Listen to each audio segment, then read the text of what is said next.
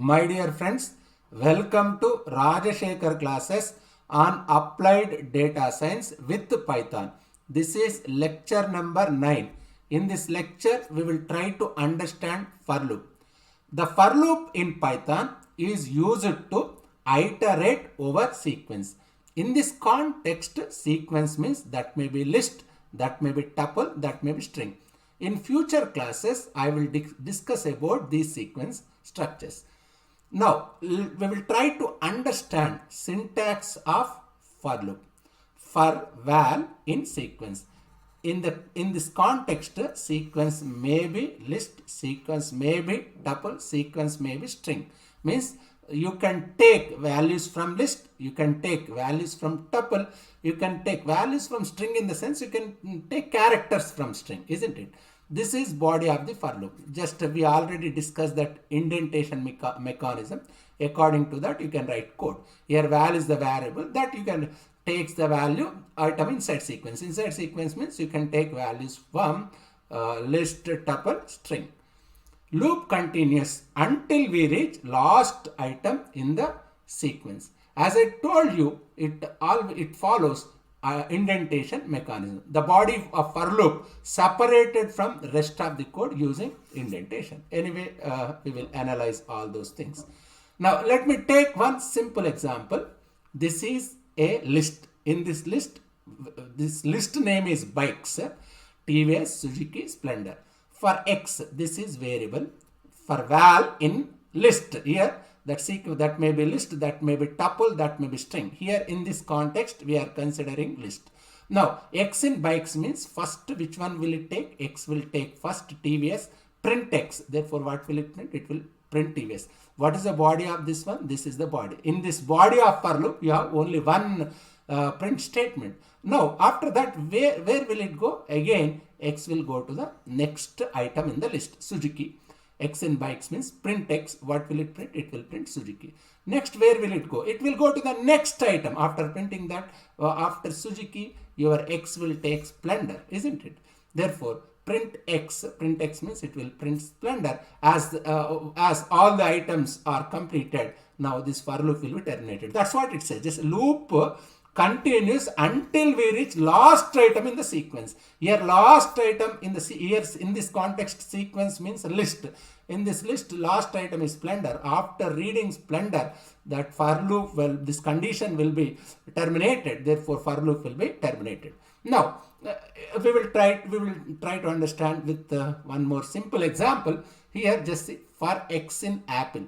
Here, this apple is a string. That's what we were discussing. That may be list, that may be tuple, that may be string. In the context of string, what are the items? A is item, P is item, P is item. Each character is item. X in apple means first it will take A, it will print X. Again it will go back, again it will print P. Again it will go back, again it will print P. Again it will print L.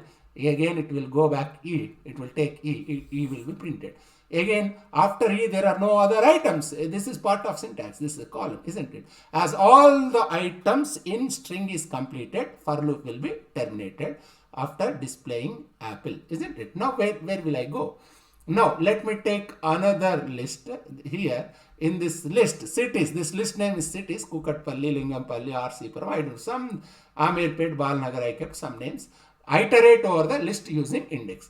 For index, in range, len of cities. Len of cities. Len means it will return length.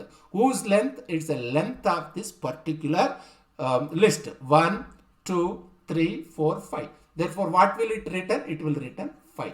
What does it mean? This is 5. That is equivalent to range of 5. I will discuss about this range after few minutes. Time being, just understand. Range of 5 means 0 to 4. N minus 1, 5 minus 1, 4. Therefore, this will take, index will take values here. Variable is index. That index take values from 0 to 4. Initially, it will take 0, then 1, then 2, then 3, then 4, like that. Therefore, index varies from 0 to 4. First index is 0. Therefore, as index is 0, print cities of 0. What is cities of 0? This is 0 index.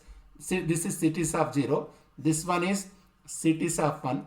This one is cities of 2. This is cities of 3. This is cities of 4. Therefore, print cities of index. Index is initially 0. It varies from 0 to 4. First it will take 0. Therefore, cities of 0 it will display Kukatpalli. Again it will go back. That index will take next number. After 0, next number is 1. Therefore, cities of 1, cities of 2, cities of 3, cities of 4. By that all the elements in the list will get exhausted. In that case, for loop will be terminated. Anyway, we will try to understand with the help of our Jupyter notebook. Again, let me take one more simple example. I think this I simplified. We simplified it. Instead of writing range, all those things, simply you can write for ELE, element in cities.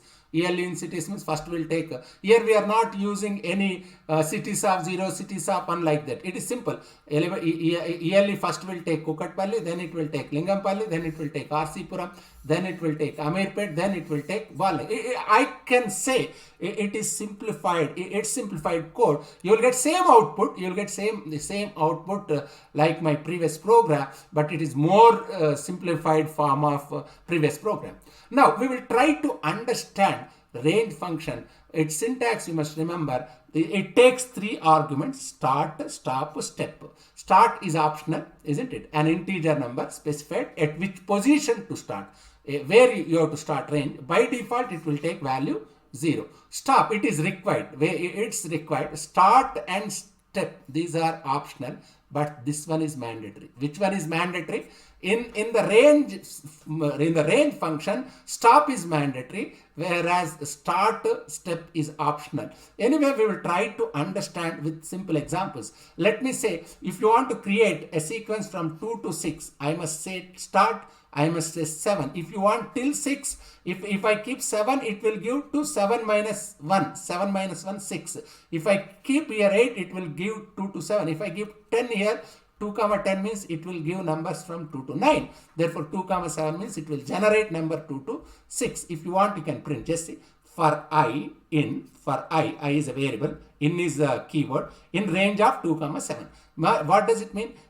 Numbers are 2, 3, 4, 5, 6. It cannot take 7. 7 minus 1, isn't it? Initially your I will take 2. Therefore, print I, it will print. Again, I must go back. I will take 3, it will print 3. Again, I will take 4, it will print 4. I will take 5, it will print 5. I will take 6, it will print. It's simple mechanism, isn't it? Now, let me proceed further. What does it mean? Here we are keeping 3 arguments. What is syntax? Start. Yeah, I must start at 3. This is stop. This is step size. Means I must start at 3.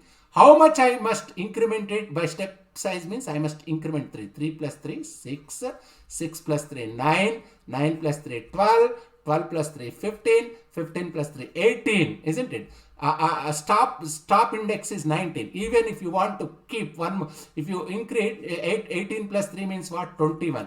I must start at 19 only. Therefore, it will not keep 21 till 18 only. It will get executed. It is simple and straightforward. Just see, I equal 3. It takes first, as I told you, it will take I equal 3. It will print again. It will again, as step size is 3. 3 plus 3, 6. Again, it will go back. As step size is 3. 6 plus 3, 9. It will print. As step size is 3. 9 plus 3, 12. Again, 12 will get incremented by 3. Why? Because step size is 3. Again, it will go back. 15 plus 3, 18. Stop is 19. If you keep 18 plus 3, 21, but stop number is 19. As 21 is exceeding 19, it cannot print, isn't it? This simple for loop which is executed on range function which takes 3 arguments, 3, 19, 3. Anyway, this is one more simple example. Just we are keeping just range of 9 means what? Range of 9 means 0 to 8. Is it? Range of 10 means 0 to 9. Just 0 to 0, 1, 2, 3, 4, 5, 6, 7, 8. First I will take 0. Print I means 0 will get printed. Next I will take 1. 1 will print. It keeps on executing till I reaches 8. Therefore, after printing 8, that for loop will be terminated. I already discussed while loop with else. Here, in the case of for loop also, we have else, isn't it? But Python also allows to use else condition with for loops. We discussed else condition with while loop in my previous lecture, but in the case of C++ languages, this else is associated with if condition, isn't it? But this else even you can keep with for loop in the case of Python languages. For loops else part runs if no break occurs. Same thing, same story which I discussed for while with else, isn't it? If there is no break statement, that else part will get executed, isn't it? Just refer my previous lecture once. It is simple. Just see, for I in range 1 comma 4, start is 1, then by default it will get incremented by 1, 2, 3, isn't it? 4 means 4 minus 1, 3. I in range 1 comma 4 means first I will take 1. After taking print I means it will print 1 as this for loop body. This is the body of the for loop. Again I must go back. Where can I go? I will take 2. This number 2 will get displayed. Again I must go back. I equal to 3. This number 3 will get displayed. After that, anyway, all the elements are exhausted. Where can I go? As a condition is failed, all the elements is exhausted. If all the elements are exhausted, in that case, that else block will get executed because no break. Here we are not used break. Therefore, this print else part will get executed as for loop is terminated as condition is false. If it is terminated by break statement, in that case your else block will not get executed. Let me consider one more simple example. Just see, here I have a list of numbers 1, 2, 3, 4 iterating over the list. For item in numbers, in means keyword, numbers means list, item will take 1, it will print 1. That's what it says, isn't it? Again it will take 2, it will take 2, again it will print 2, again it will take 3, it will print 3, again it will take 4, again after as all the elements are exhausted, all the elements are completed, this for loop is terminated by as all the elements are exhausted. In that case your else block will get executed. Else block will get executed. In which case will get executed if it is not terminated by break. For example, let me consider here I am terminating, this is simple program. Here I am terminating for loop with a break. In that case, else block will not get executed. I 1 comma 4. First I will take 1, print 1. After printing 1, this is the body of for loop. Just see, this is the body. Indentation. Just indentation means gap. This is the body. This will for loop will be terminated. In that case, your else block will not get executed as your for is terminated with the break. It is just similar to your while loop, isn't it? Now anyway, we will try to analyze all these things with the help of our Jupyter Python notebook. Just see, this program I discussed. X in bytes means it can take TVS, Suzuki, Splendor, isn't it? What will it display? Just see, TVS, Suzuki, Splendor. If you want to change, you can change. Otherwise, if you want to keep only 2 items, it will display only 2 items, isn't it? Just see, if you want to run, just it will display only TVS and Suzuki. You can make any number of experiments. This is Apple. Apple means print text. It will take APP. Say character by character, isn't it? As from string, it can take character by character. Apple, isn't it? If you want to keep one more letter, something like Y, but what happens? It will display that letter also, isn't it? It is simple. Just let me proceed. This cities, we already created this list. What happens if I print it? This I already explained. Let me run this one. What will it display? Kukatpalli, Lingampalli, RC Puram, Amirpet, Balnagar. This is simplified version. Just ELE in cities means ELE takes Kukatpalli first, then Lingampalli, then RC Puram. After that, Balnagar, all the elements will get exhausted. Therefore, that for loop will be terminated. This is a more simplified version of previous code.